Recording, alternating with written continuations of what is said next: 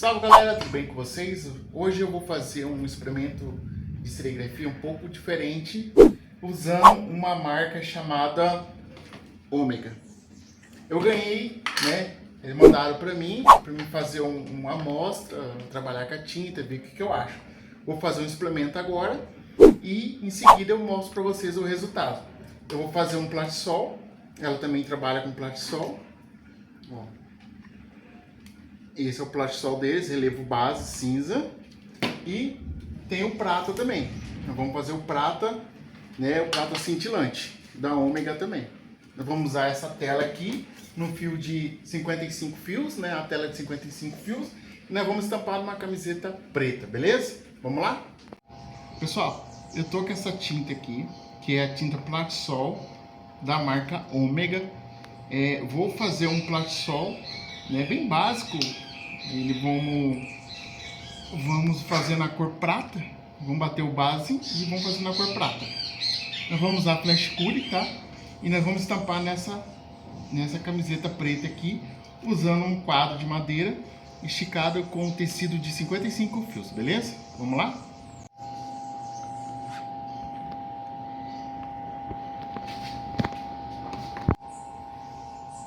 Só vou trocar de rodo. Eu esqueci, não é esse rodo, é esse rodo aqui um pouquinho mais duro, tá?